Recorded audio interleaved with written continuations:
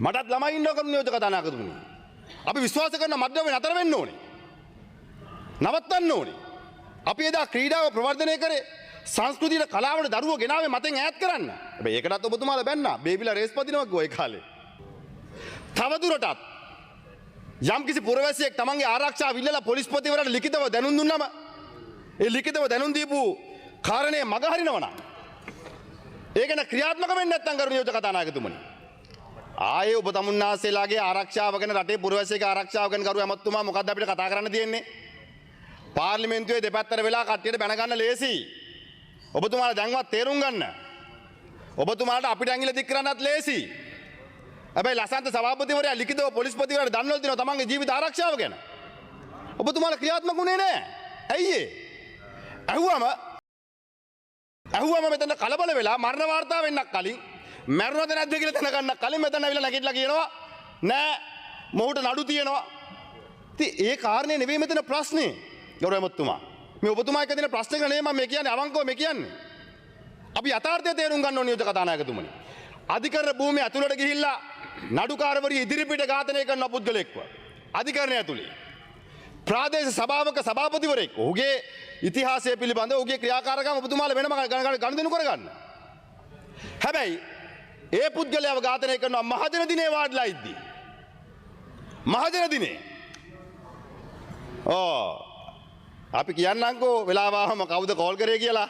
මතක තියාගන්න ඕන ගරු මන්ත්‍රීතුමන්ලා ඔබට තරම් ඔබට සහ ඔබේ තාත්තගේ දේශපාලනටත් අපි බය නැහැ.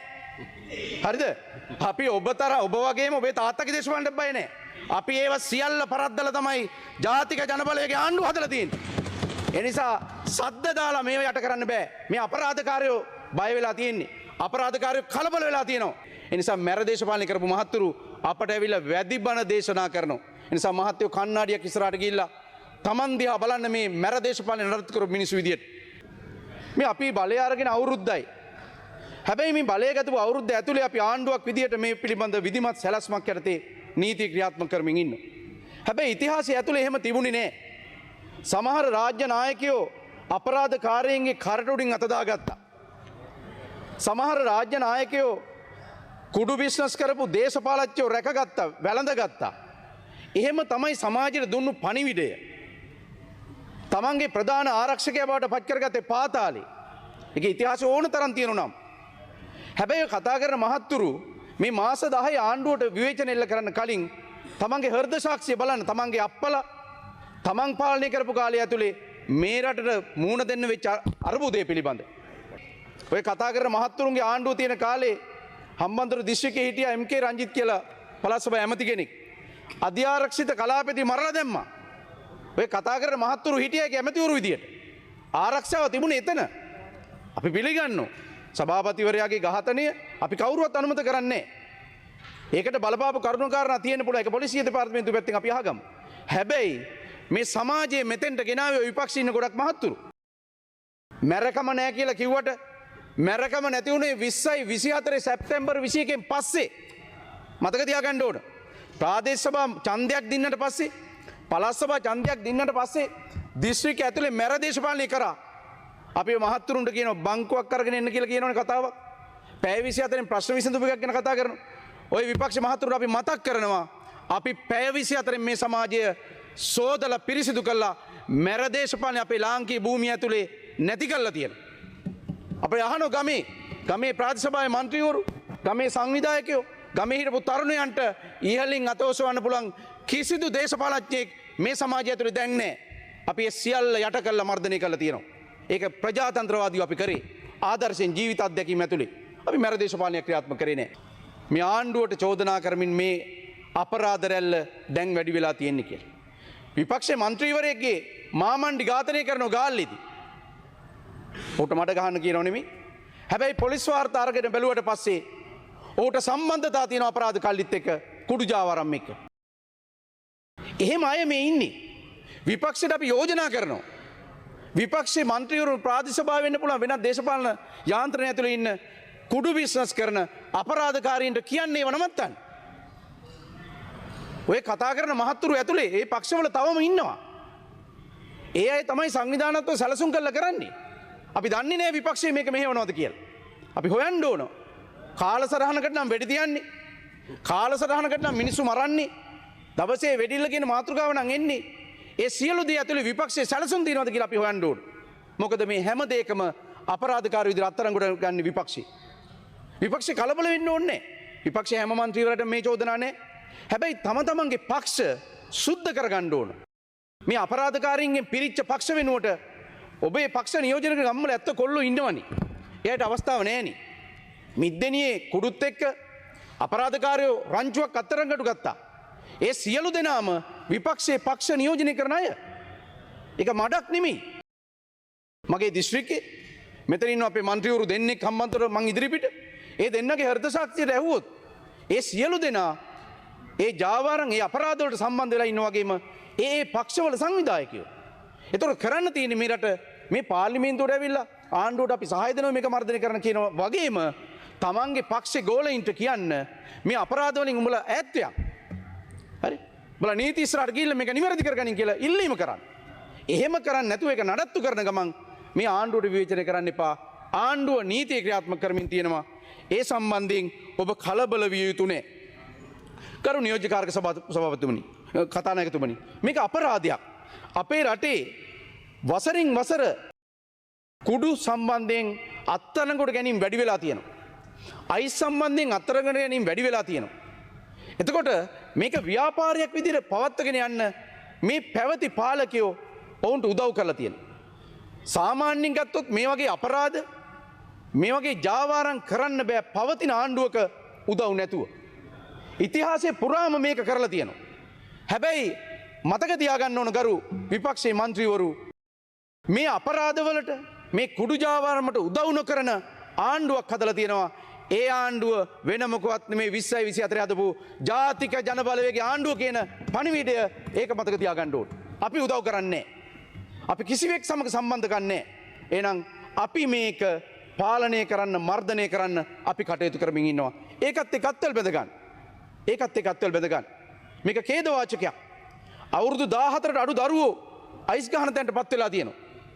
මේ මහ ලොකු මේ මාධ්‍ය ඉස්සරහ ඇවිල්ලා කයිවාරු ගැහුවට වැඩක් නැහැ. මේවා තේරුම් ගන්න. මේක සමාජයක් විතර ඛේදවාචකයක්. පාසල් යන වයසේ දරුවෝ අද කුඩු බොනවා. දුප්පත් දරුවෝ මේ ජාවාරම් වලට සම්බන්ධ කරගන්නවා. ඒ වගේම තමයි මේ සමාජය ඇතුලේ අද മന്ത്രിවරු මෙතන කතා කරලා යයි. හිතන්න එපා මේකට සම්බන්ධ වෙන්නේ මේ කුඩු ගහන මේ ජාවාරම් වලට සම්බන්ධ වෙන්නේ විසිරුණු පවුල්වල දුප්පත් පවුල්වල දරුවෝ විතරක් නෙමෙයි.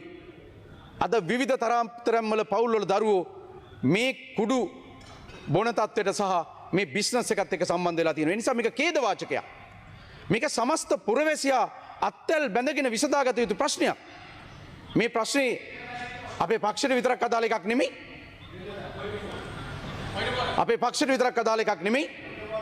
Honorable member, what is your point of order? අපි ගරු නියෝජ්‍ය කතානායකතුමනි මේ What's your ගරු point නියෝජ්‍ය of order, honorable කතානායකතුමනි member? ගරු නියෝජ්‍ය කතානායකතුමනි මේ නියෝජ්‍ය ඇමතුමා කිව්වා මේ හිටපු අමාත්‍යවරයෙක්ගේ මේ ෆාදරින් ලෝ ඝාතනය වුණා. not named the මේ honorable පොඩ්ඩකින් member. නම ඒති මේ ඒක මේ නෑ නම කිව්වේ නැතුණාට තාත්තව ඝාතනය වෙච්ච පාර්ලිමේන්තු මන්ත්‍රීවරයෙක් ඉන්නේ මම විතරයිනේ. එතකොට මං ගැන තමයි එතුමා සඳහන් කරේ. එතකොට ගරු කතානායකතුමනි පාතාලයට සම්බන්ධ වාර්තා තියෙනවා නම් ඔබතුමා පාර්ලිමේන්තුවෙන් එළිය කියන්න. මම මොකද මාධ්‍යට ඒකේ වගේම මාධ්‍යයක් කියලා මං ඔහුට නඩු දාලා තියෙනවා. නියෝජ්‍ය කතානායකතුමනි මට මගේ වෙලාව දෙන්න. මම කතා කරේ මම කතා කරේ හිටපු නියෝජ්‍ය ඇමතිවරයෙක් කියලා. ඒක පිළිබඳ විවේචන තියෙනවා නම් Tamanට දැනෙනවා නම් කතා කරලා කමක් නැහැ. ඒක එයාගේ නම කියලා මම කිව්වේ නෑ. හරිද? එයාට කැක්කුමක් තියෙනවා නම් ඒක විසඳ ගන්න වෙනම. මගේ කාලේ මට දෙන්න. අපි මතක තියාගන්න ඕන ගරු മന്ത്രിතුමන්ලා ඔබට සහ ඔබේ තාත්තගේ දේශපාලනටත් අපි බය නෑ. හරිද? අපි ඔබ වගේම ඔබේ තාත්තගේ දේශපාලනටත් බය නෑ. අපි ඒව සියල්ල පරද්දලා තමයි ජාතික ජනබලවේගයේ ආණ්ඩුව හදලා තියෙන්නේ. එනිසා සද්ද දාලා මේව යට කරන්න බෑ. මේ අපරාධකාරයෝ බය වෙලා තියෙන්නේ. අපරාධකාරයෝ කලබල වෙලා තියෙනවා. අපි කියනවා හම්බන්තොට දිස්ත්‍රික්කේ මිනිසුන්ට, අපි කියනවා ලාංකීය මිනිසුන්ට මේ අපරාධකාරීන්ගේ මාතෘභූමිය නිදහස් කර ගැනීමේ වගකීම ජාතික ජනබලවේගයේ ආණ්ඩුව බාරගෙන තියෙනවා. අකුරක් නෑ අපි ඒක ඉෂ්ට කරනවා. කලබල වෙච්ච මිනිස්සු කලබල වුණාට කමන්නේ. Honorable Arvind නිසා Senarath, you have 2 more minutes. ගරු නියෝජ්‍යකාරක කතානායකතුමනි අපි කතා කරමින් හිටියේ මේ ජාතික විෂණය පිළිබඳ. මේකට සමස්ත පුරවැසියෝ එකතු වෙන්න ඕන. විපක්ෂය එකතු වෙන්න ඕන. විපක්ෂය මෙතන ඇවිල්ලා මාධ්‍ය ඉස්සරහා කියලා මේ පාලනය කිරීමට මර්ධනය කිරීම අපි උදව් කරනවා කියලා හැබැයි යටින් වෙන ගේම් යන එක දේශපාලන ගේම් එකකට නවත්තන්න ඕන. අද ඔය සභාපතිවරයාගේ ඝාතනය සම්බන්ධයෙන් ඔය කතා කරන ගොඩක් අය කරන්නේ සැබෑ ඝාතකයෝ වහන එක. ඕක තමයි ඉතිහාසය පුරා කරේ. සැබෑ ඝාතකයෝ හොයාගන්න ආරක්ෂක අංශවල ඉඩ දෙන්නේ නැතුව මේක දේශපාලන කොට දාලා සැබෑ ඝාතකයෝ වහන්න උත්සාහ කරනවා. ඒක ඇතුළේ තියෙනවා නැවත වටයකින් පාතාලය ශක්තිමත් කරන කියමනක්. ඒ නිසා මේ සියල්ල අපි තේරුම් ගන්න ඕන. අපි දැන් මේ රට අලුත් දිශාවකට හරවමින් තියෙන්නේ. අලුත් ගමනක් යන්න ඕන. මේ රට වැටිච්ච රටක්. මේ රට ආර්ථිකය විතරක් නෙමෙයි සමාජ ජීවිතේ සංස්කෘතික ජීවිතය ඇතුලේ සමස්ත කඩාවැටීමකට ලක් වෙච්ච රටක්. ඒ නිසා මේක ආණ්ඩු පක්ෂයේ වගකීම විතරක් නෙමෙයි සමස්ත පුරවැසියගේ වගේම විපක්ෂෙත් වගකීමක් ඉදිරියට අරගන්න ඕන. මේක අපි එකතු වෙලා මේ ප්‍රශ්න විසඳන්න ඕනේ. සඳහා එකතු වෙන්න කියලා ආරාධනය අපි කරන්නේ. ඒ නිසා නීතිය ක්‍රියාත්මක වෙමින් තියෙනවා. කිසිදු දේශපාලනඥයෙක් සම්බන්ධයෙන් දේශපාලන පක්ෂයක් සම්බන්ධයෙන් අපට පෞද්ගලික ප්‍රශ්න නැහැ. ඒ නිසා නීතිය ක්‍රියාත්මක වෙනවා. හැබැයි නීතිය ක්‍රියාත්මක වෙද්දී ගරු නියෝජ්‍ය කතානායකතුමනි කුඩුත් එක්ක අත්අඩංගුවට ගන්නේ පක්ෂ සමාජිකයෝ විපක්ෂයේ. ත්‍රිපනස්සෙත් එක්ක අත්අඩංගුවට ගන්නේ විපක්ෂයේ පක්ෂ නියෝජනය කර ප්‍රාදේශීය මන්ත්‍රීලා. ඒ නිසා උන්ට වේදනාවක් තියෙන්න පුළුවන්. දැන් මේ පක්ෂ වලට මඩ ගහනවා කියන්නේ පක්ෂ වලට මඩ ගහන්නේ පුච්චලිය අත්අඩංගුවට ගද්දී තම තමන්ගේ පක්ෂවල අය නම් අත්අඩංගුවට ගන්නේ. කරුණාකරලා your time is up. කරුණාකරලා අපි ඉල්ලීමක් කරනවා. මේ අපරාධවල නිරත වෙච්ච තමන්ගේ පක්ෂේ ඉන්න අයට කියන්න මේක නතර කළා මේ රට හදන්න උදව් කරන්න කියලා. අන්න ඉල්ලීම අපි කරමින් විපක්ෂය කලබල වුණාට අපි කලබල නැහැ. නීතියත් ක්‍රියාත්මක කරනවා. ජාතික වැඩපිළිවෙලකුත් හදනවා. මේ සියල්ල විසඳලා ජනතාවට නිදහසේ සතුටින් ජීවත් වෙන්න පුළුවන් රට නිර්මාණය කරනවා කියන පණිවිඩය කියන බොහොම ස්තුතියි.